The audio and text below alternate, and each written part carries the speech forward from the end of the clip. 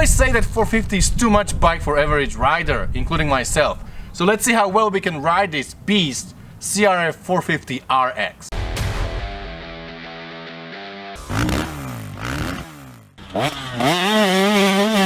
This 2024 Honda 450 RX was done by Jay Clark from Dirt Bike TV. Chris Kiefer from Racer X did a review. So if you want to know what a pro rider thinks about this 450 beast, you can go below. There will be linked to Racer X video. You can check what Chris Kiefer has to say about this Honda, and you can see all the beautiful shots done by Simon Cadby. I think this Honda looks absolutely amazing with the red plastic from MX Plastics. The Decal MX did this really nice looking graphics, and everything is tied together with the seat from Moto Seat, so everything is looking red and pretty good.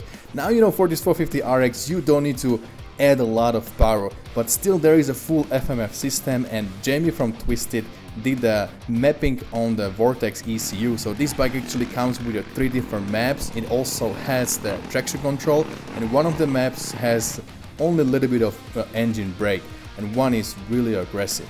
We are running a REKLUSE torque drive clutch, which is not an auto clutch, and the skid plate from P3 Carbon.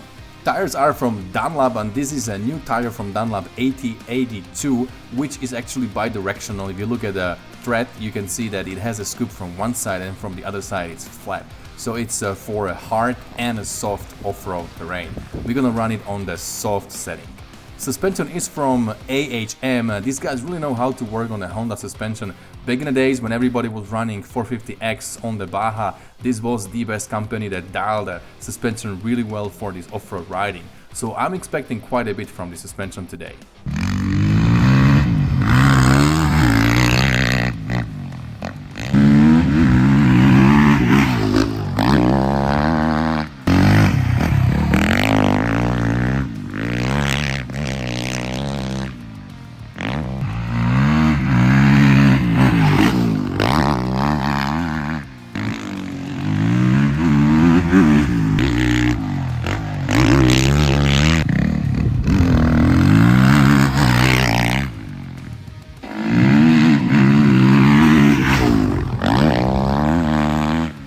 First quick impression on this 450 on my track, 2 laps in, I'm getting a crazy arm pump. This is a lot of bike. It's pulling hard, so I need to calm down and change a little bit the way I ride.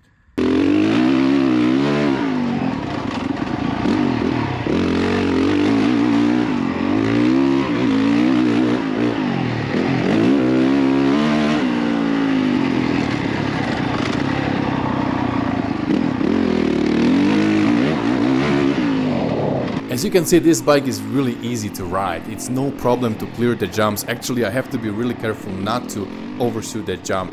As you can probably hear, I'm not revving this thing. You can short shift, every gear is pulling from the bottom, second, third gear. That was everything I needed. Actually, I think I would be able to do majority of the track in a third gear, just maybe clutch it a little bit from the turns, and I should be good to go.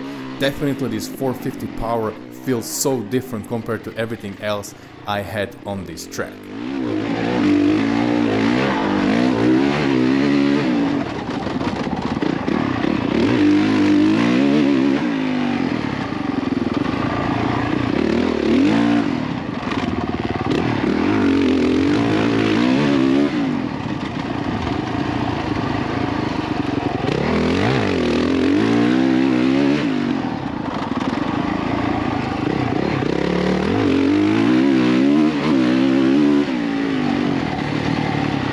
And I was trying to take this thing on a different terrains. We did a little bit of a turn track, trying to stay in the route, jumps on my motocross track, then we did a single track, we did a little bit of the hills and fire road and all kinds of different riding that you would normally do on 450 RX, which is an off-road race machine. Alright guys, let's talk 450 while everything is fresh. We just came back from a ride. It ran a little bit at the end, and it was a really cool and fun day. We rode, we put more than 2 hours on the bike. We went to some kind of like a single track, then something a little bit more flowy, and the most time we spent on the backyard track when we have some jumps, ball turns, and a lot of single rod or double rod turns in like a sand track. So that was like the majority of the riding we did, and fun bike. But honestly guys, You know, in the beginning I said that I always say that 450 is probably too much bike for a lot of people, and me included. If I should summarize it, then I still feel the same way. I still feel that this thing is a little bit too much bike for myself. Yes, it is fun. Yes, I can twist the throttle and I have such a good time. But I got into a couple situations, and I only rode for 2 hours today, right? And I got into 2 or maybe 3 situations where, because how powerful that bike is, I got into a little trouble. And if I wouldn't be cautious, then it could be a big trouble. We have this tabletop, and I always hit the tabletop on 350, and it's like a nice, you know, flowy turn, and you hit a tabletop and you land. So I did that, and then I always hit the throttle quite hard, because then you go towards the ball turn, and then I slammed the brakes. So I kind of have the flow over there, because that's my track. I always ride that, right? So I did the same thing as I would normally do on a 350 or some other bikes, and I gave it a handful of throttle, and I started pulling a wheelie. And it kind of threw me in the back of a bike, and I started pulling a wheelie. So if I just give it a little more throttle, I would loop out. So this bike is strong enough that if you're not careful, if you give it too much throttle and it just grabs. Well, this tire, this 8082, was on a scoop side, so it's grabbing really well. We have some soft dirt today, so it grabbed so much that I was wheeling and I chopped the throttle and went back down. But if it just goes beyond that point that you will just loop out, it would be ugly, because I was in a 3rd gear, maybe doing what, 45, 50. So that was one situation, and then I had like 2 more when I was coming out of a turn and gave it a little more gas, and it just did something that my other bikes don't do. So definitely 450 is for me, it's too much bike. Now, there was also situations where I really like this bike, and if it's only the bike that I ride on like a flowy trails, and I don't take it to the track, I don't take it to the jumps, and I don't take it to single track, then yes, 450 would be a great desert bike. Great bike for like the open trails when you can be 2nd, 3rd gear, you can flow.